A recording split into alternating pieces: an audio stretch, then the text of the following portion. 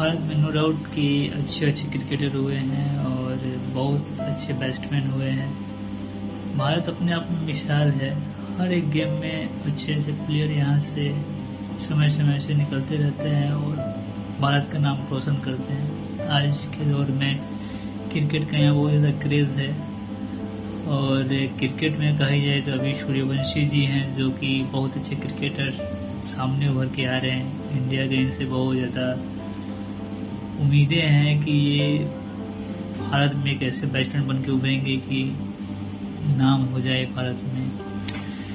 तो मैं ये कह सकता हूँ कि इनके पहले भी बहुत सारे ऐसे ऐसे क्रिकेटर आए हैं जिनको सचिन तेंदुलकर से तुलना की गई है और उनकी भी शुरुआत कुछ इसी तरह हुई तूफानी बल्लेबाजी के कारण।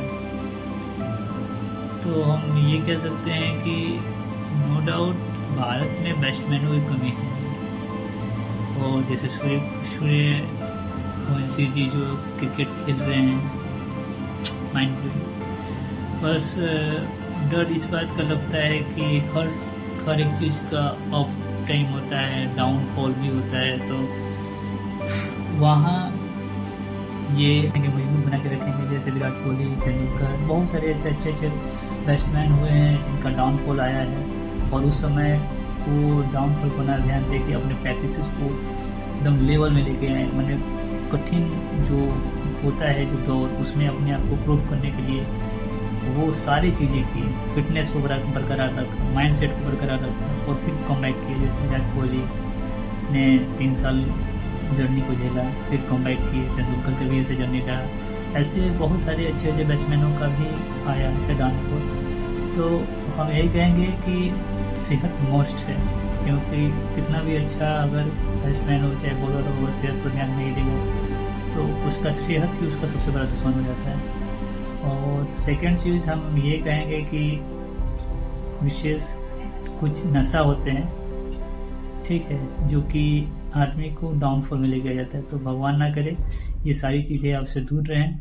और नशा से भी एक ख़राब नशा होता है जो कि हम नहीं कहना चाहते, तो जो कि नशा से भी ज़्यादा ख़राब होता है, तो वो सब से दूर रहें। जैसे पृथ्वी शॉ एक समय पे तेंदुलकर की उपाधि दी गई थी और ये कहा जाता था कि ये लड़का आने वाले दिनों में लाड़ा और तेंदुलकर की भी रिकॉर्ड तोड़ देगा जिस तरह वो खेलता था।